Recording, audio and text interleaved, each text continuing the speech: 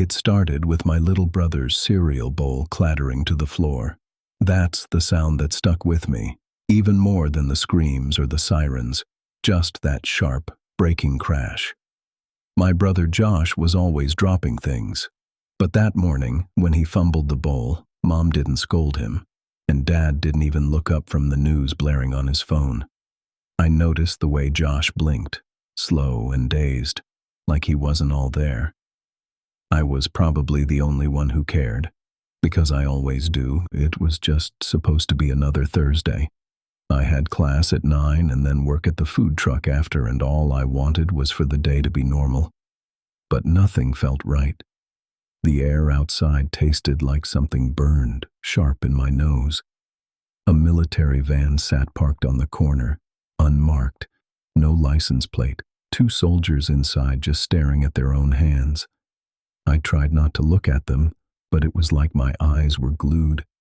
As I biked to campus, I noticed weird stuff. 3 people coughing so hard they bent over. A trail of something dark, maybe blood, on the sidewalk outside the pharmacy, like someone had tried to clean it up but gave up halfway.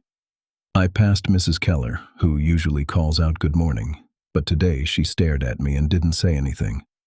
I told myself it was just stress. Midterms, work, life. But deep down, my stomach was twisting. At class, half the seats were empty.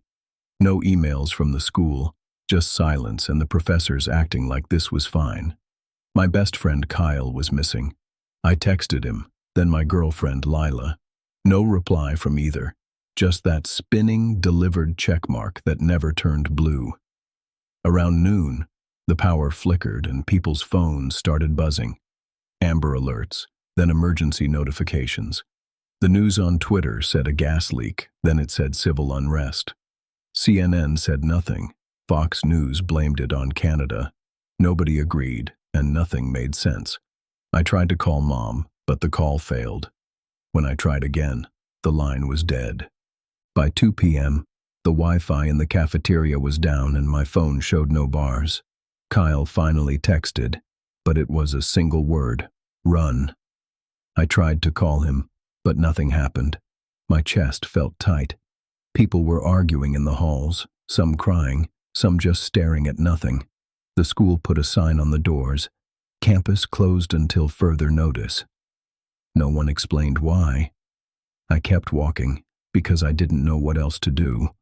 That's when I saw my neighbor, Mr. Parker, standing on his front porch as I rode past.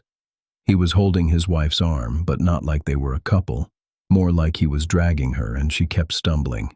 I slowed down, watching. She made this guttural sound deep in her throat, like she was trying to talk but couldn't remember how. Mr. Parker yelled for help, but the street was empty. I kept moving. I didn't want to help. I didn't want to know. But her eyes locked on mine, milky and distant, and I felt cold. I almost called 911, but what would I say? I got home and locked the door. I checked every window, every latch, just like when I was a kid scared of thunderstorms.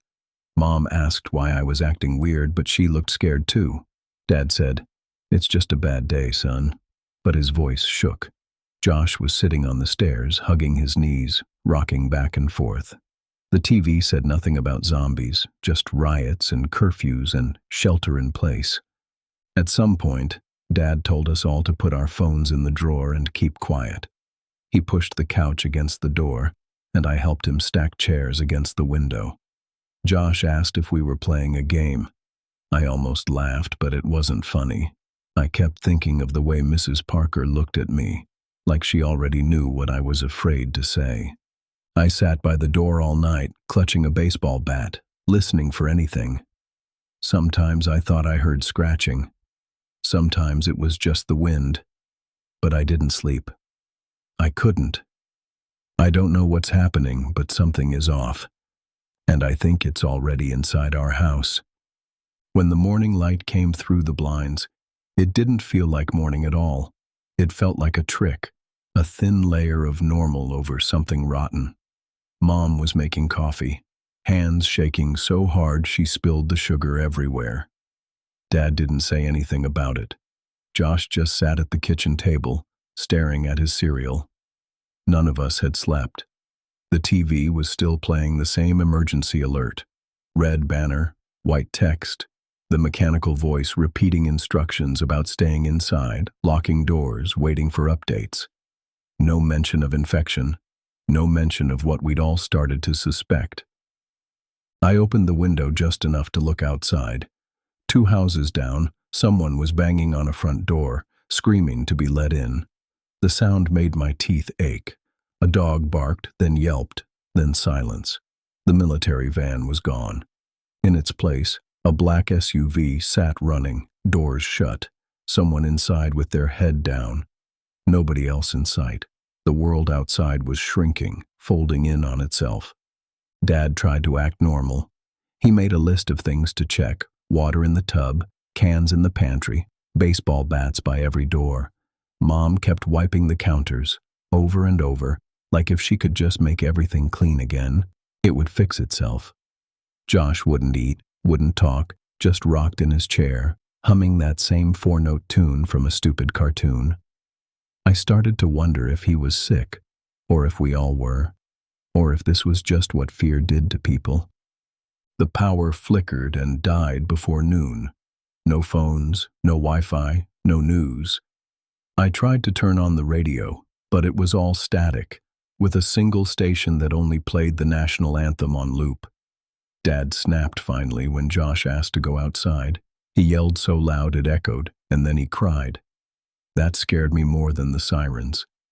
It was around 2 p.m. when it happened. We were all sitting in the living room, tense and silent, when we heard the banging. Not on our door, but on the side of the house, where the kitchen window was cracked open an inch. I rushed to it, heart pounding, and saw Mrs. Parker. She was covered in blood, her dress torn, face pressed to the glass. Her eyes were wrong, cloudy, hungry. She clawed at the screen, her fingernails ripping off. Dad screamed for us to get back, but it was Josh who moved first, crawling to the corner, rocking faster. Mrs. Parker smashed her fist through the glass. The smell was terrible, iron and rot, something that made my stomach turn. Dad grabbed the bat, yelling for us to run upstairs. Mom froze, her face pale as paper. I yanked her arm, dragging her behind me. We locked ourselves in the bathroom, pressed against the door as something slammed and scratched downstairs. Dad was yelling. Then there was silence, except for Josh whimpering. My brain was on fire, counting every breath, every noise, every second. We waited. I don't know how long. Maybe 20 minutes, maybe an hour. When the noises stopped, I crept out. Dad was at the foot of the stairs, blood on his shirt, holding the bat with both hands. He was shaking so hard I thought he'd break. Mrs. Parker was gone. The window was shattered, glass everywhere. That's when we heard it. Another sound outside, more footsteps, more voices that didn't sound right. Dad said, "We can't stay here, not anymore." He looked at us like he was sorry for everything. Mom wanted to pack bags, but there was no time. We stuffed a backpack with water, canned food, a flashlight, and the bat. Dad opened the back door a crack, and the 4 of us slipped out into a world that was suddenly unrecognizable. Outside, it was chaos. Smoke rose from 2 blocks away. A car crashed into a stop sign, the air filled with that awful metallic smell. We ran, not to anywhere safe, just away from home, away from the screams. Neighbors darted from house to house, some shouting, some shoving, all wild-eyed. A woman in pajamas grabbed my arm, begging me to help her, but Dad pulled me away. I wanted to stop, but he wouldn't let me. As we rounded the corner, I saw Kyle, my best friend. He was limping, his shirt covered in blood, eyes wild. He called my name, but his voice was wrong, not desperate, hungry. I froze. Dad yanked me forward, yelling for me not to look back. That was the last time I saw Kyle as anything human. We ran until we couldn't breathe. We hid behind a dumpster, all 4 of us gasping, hearts pounding so loud it felt like we were already dead. Dad said, "Listen to me. Don't trust anyone out here, not even family. If I start acting weird, if any of us does, you do what you have to do. You run, you fight, you don't wait. I looked at Mom, at Josh, at the blood on Dad's shirt, and wondered if any of us would make it. But there was no more time to think. The world had changed, and we were already too far in to go back. We stayed hidden until sunset, crouched behind that dumpster, all of us sweating and shaking. Dad finally moved first, pressing his finger to his lips. He peeked around the edge, checking both ways. The street was empty, but nothing about the silence felt safe. We moved, staying low, crossing yards and cutting behind garages. I saw things I'll never forget. A mailbox smeared with blood, a shoe with a foot still in it, a woman kneeling in her driveway sobbing into a bundle of dirty blankets. Dad led us to the old elementary school, figuring it would be empty and maybe we could break in. It was. We barricaded the doors with desks and chairs. The gym smelled like dust and sweat, but it was a relief to be inside, even for a minute. Josh curled up in the corner and fell asleep almost instantly, like his body just shut down from fear. Mom cried silently. Dad sat next to her, holding the bat, watching the windows. I just stood in the middle of the room, numb and useless. We lasted a few hours before it all fell apart. In the dark, someone started banging on the front doors. Not the wild, sloppy banging from before. These were organized, deliberate hits again and again. I looked at Dad, and for the first time I saw real terror in his eyes. He whispered for us to hide, to be quiet. But as we tried to move, Josh woke up and started screaming. It was like flipping a switch. The pounding on the doors became a crash, glass shattering, heavy boots stomping. People, neighbors, strangers I couldn't tell, pushed inside, their faces blank, some bloodied, some just slack-jawed and lost. Some moved with that same zombie stagger, but some ran, crawling and scrabbling like animals.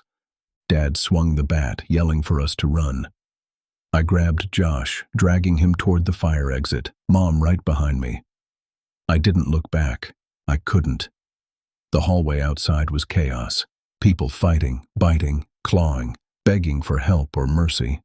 I shoved through, holding on to Josh so tight his shirt nearly tore. Mom tripped and I almost stopped, but Dad screamed, "Go!" So I did. I kicked the exit door open and we stumbled out into the night. We ran through the playground, jumped the fence and hit the ground hard on the other side. For a minute, it was just the three of us, me, Mom, and Josh, panting, covered in sweat and dirt and blood that wasn't ours. Dad didn't make it out. I saw him through the glass doors, swinging the bat until something tackled him. I don't know if it was a zombie or a neighbor. It doesn't matter anymore. We didn't stop.